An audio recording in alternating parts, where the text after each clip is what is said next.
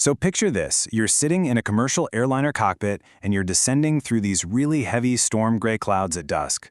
Rain is just streaking across the windscreen. The altitude tape on your display is ticking down fast, 1,500 feet, 1,400, 1,200.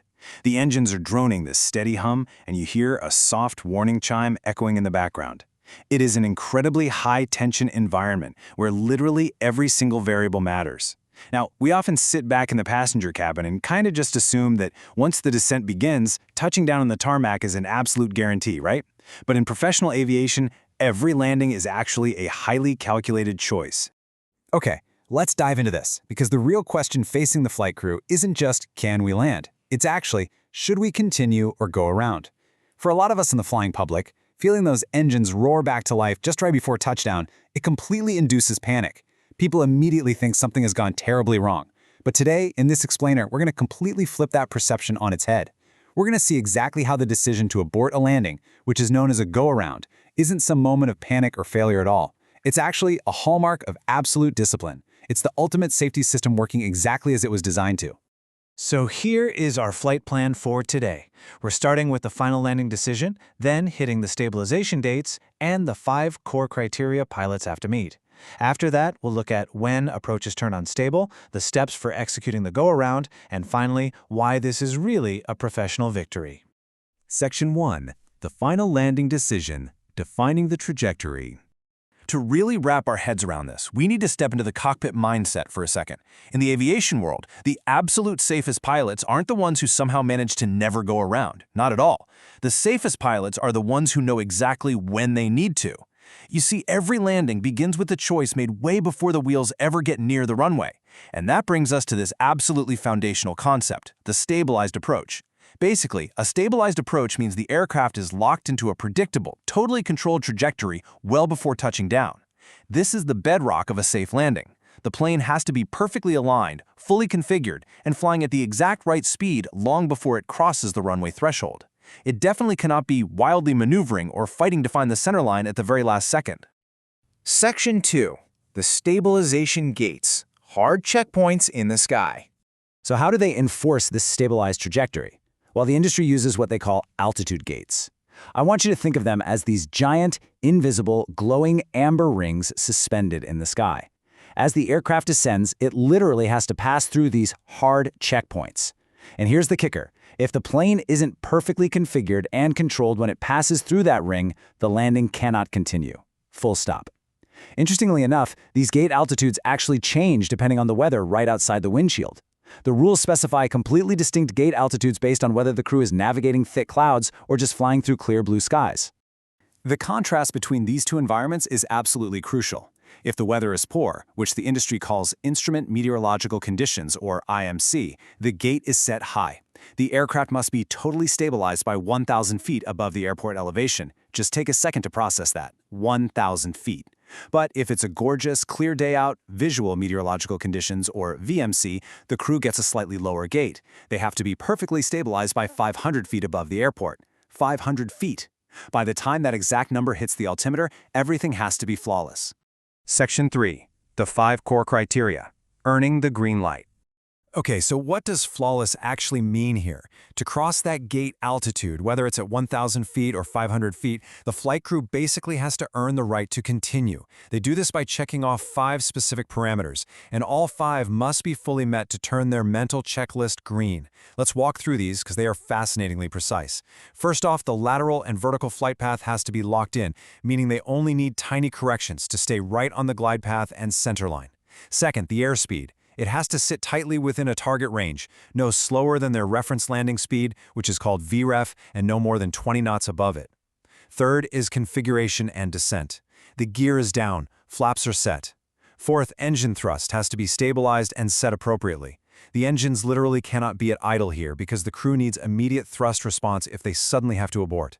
And finally, number 5, all checklists and approach briefings have to be complete, with both pilots in absolute 100% agreement. I actually want to draw your attention back to that third point for a moment, the descent rate. To meet the criteria, the vertical descent rate generally has to remain under 1,000 feet per minute. I mean, just pause and think about the immense, mind-boggling precision required here. You are taking a metal tube weighing hundreds of thousands of pounds, dropping out of the sky and gently feathering it down at a rate of less than 1,000 feet per minute. If they're dropping any faster than that when they hit the gate, the approach is dead. Section 4. When approaches turn unstable, the storm gray zone. So what happens when an aircraft crosses that gate and those criteria just aren't met? Imagine the sky darkening to storm gray, heavy rain just beating on the glass. The aircraft crosses the 500-foot gate, but say it's carrying excess speed, or it's in a violently steep descent, or it's drifting laterally off the center line. That imaginary gate flashes red. This brings us right to a very dangerous human factor. Aviation data is crystal clear on this. Continuing an unstabilized approach, basically just hoping it'll resolve close to the ground, is a primary catalyst for landing runway excursions. It perfectly highlights this huge psychological trap we all fall into, the mindset of hoping it will fix itself. History shows us time and time again that this exact mindset is a leading cause of landing accidents, hard landings, and runway overruns across the globe. Because of this human tendency, the industry's response is an absolute safety mandate, no exceptions. If any single criterion is missed below the gate altitude, both pilots have the absolute authority, and honestly, the absolute obligation, to call for an abort. It genuinely doesn't matter who is the captain or who is the first officer. If one of them sees a parameter fail, they must call it out. Going around. Section 5. Executing the go-around. Rehearsed precision. So we transition from the red flashing warnings of an unstable approach into a decisive, incredibly rehearsed burst of action.